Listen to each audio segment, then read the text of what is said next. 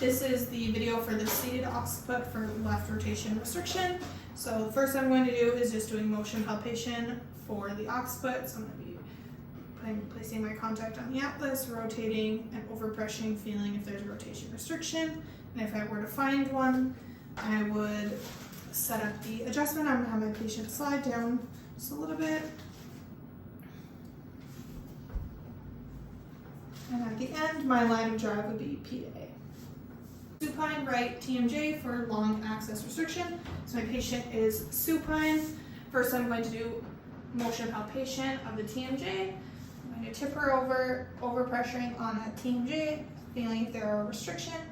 If there were to be a restriction, I place my piezoform and impulse. The line of drive would be long axis. Now I'm going to have my patient flip onto their stomach. This is the prone T6 right rotation restriction and right lateral flexion restriction. First I'm going to have my patient sit up. I'm going to do motion palpation. I'm going to have, can you place your arms onto your shoulder? I'm going to be rotating for rotation in the thoracic spine. And then I'm going to, you can put your arms down. I'm going to do lateral flexion restriction, feeling onto the spine. Doing the same thing, both sides.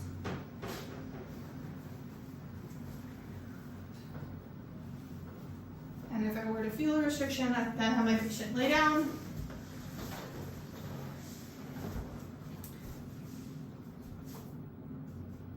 I would be placing my bear claw on my right hand, having clockwise torque, reinforcing, and my line of drive would be P to A with the clockwise torque. This is the supine right glenohumeral internal rotation restriction stretch adjustment. So first I'm just going to be comparing side to side, internal and external rotation of my patient's shoulders. And for this video, I'm going to say the right has internal rotation restriction. So I'm just going to place her forearm onto my leg, using my forearm to push her arm into more internal rotation, and grabbing at the glenohumeral head, twisting, feeling that end restriction and impulse. And I would do that 3 times. Have my patient sit up. So now this is the seated right radial head P to A and pronation restriction. So I'm going to test my patient's pronation.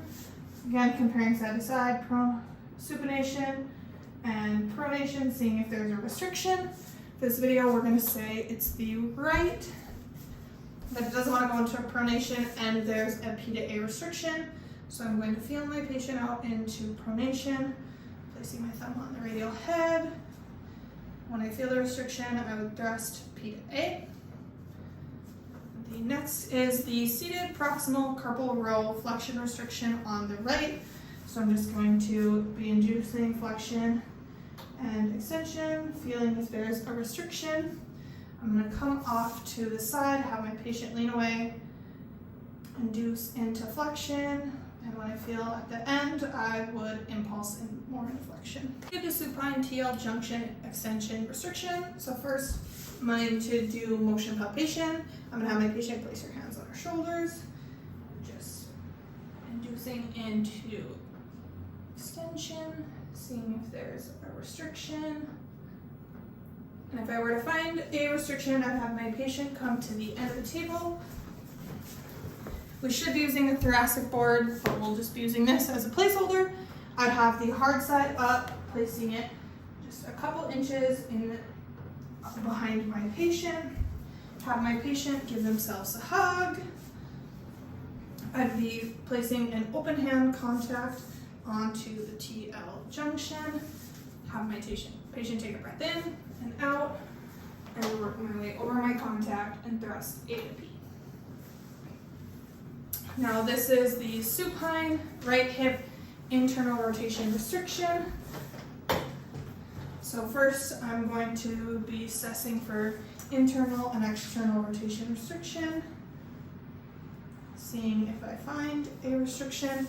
If I were to find an internal rotation restriction, I'm going to be doing the wax on, internally rotating the leg, getting in my tug of war position, have my patient place her hands underneath her butt just to help her from not sliding. I would then just long access distract while inducing internal rotation. This is the prone P to A restriction on the right fibular head reinforced pisiform.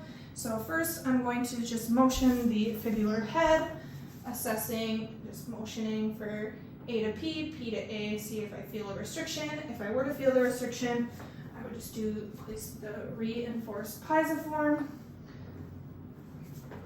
and my line of drive would be P to A. I can flip over.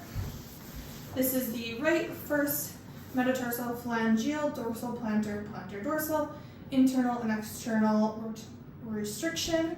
So first I'm just going to be motioning, feeling long axis direction, internal, external rotation, seeing if I feel a restriction. If I were, I would do a corkscrew motion while long axis distracting.